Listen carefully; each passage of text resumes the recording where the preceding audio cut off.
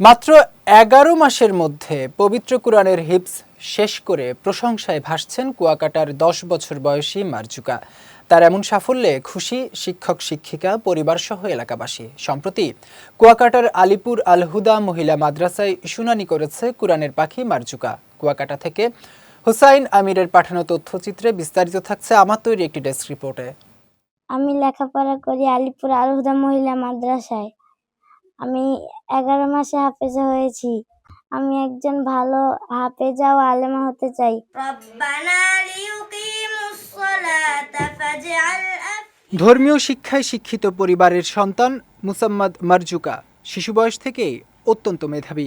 ভোরের সূর্য উঁকি দেওয়ার আগেই নিয়ম অনুযায়ী কুয়াকাটার আল হুদা মাদ্রাসার সকল শিক্ষার্থীদের তালিম দেন শিক্ষকরা। তবে অন্যান্য শিক্ষার্থীদের থেকে মারজুকা অনেকটাই আলাদা। অদম্য মেধাবী এই শিশু প্রতিদিনই অতিরিক্ত পড়া মুখস্থ করতেন। ৯ বছর বয়সে মাদ্রাসায় ভর্তি হয়ে মাত্র ১১ মাসে পবিত্র কুরআন মুখস্থ করে এখন হাফেজা অদম্য মেধাবী মারজুকা। চলতি বছর প্রতিষ্ঠানটি থেকে হিফজ সম্পূর্ণ করায় ১০ জনকে সংবর্ধনা দিয়েছে মাদ্রাসা কর্তৃপক্ষ। তাদের মধ্যে কনিষ্ঠতম হাফেজা মারজুকা। বিদায় সংবর্ধনায় তাকে নিয়ে এভাবেই নিজেদের অনুভূতি প্রকাশ করেন তার শিক্ষকরা। মারজুকা আক্তার আল হুদা মহিলা মাদ্রাসা থেকে 11 মাসে হেফজ সম্পন্ন করেছে, মহাপবিত্র আল কোরআনুল কারীম মুখস্থ করেছে। এই জন্য আমি আল্লাহ পাক রব্বুল আলামিনের দরবারে লাখ কোটি শুকরিয়া জ্ঞাপন করছি। ও ছোটবেলা থেকে অত্যন্ত মেধাবী একজন মেয়ে ছিল। মহাগ্রন্থ আল কোরআন এমনিভাবেই আল্লাহ কোরআন নাজিল করেছেন, কোরআনকে সংরক্ষণ করবেন।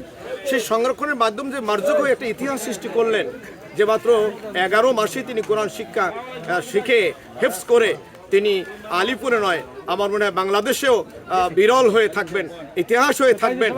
মেয়েকে দিনী শিক্ষায় শিক্ষিত করে দেশের কল্যাণে নিয়োজিত করতে চায় তার পরিবারের সদস্যরা। আমার মেয়ে মোসাম্মদ মারজুকা আক্তার, আল্লাহ কবুল করছেন, 11 মাসে সে হাফেজা হয়েছে।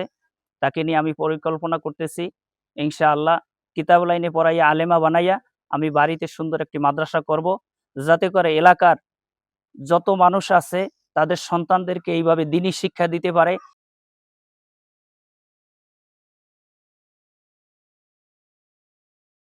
ছোট্ট মারজুকা দিনী এলম শিক্ষা করে ভবিষ্যতে উপকূলীয় অঞ্চলের মানুষের মাঝে ছড়িয়ে দিতে চান পবিত্র গ্রন্থ আল কুরআনের বাণী।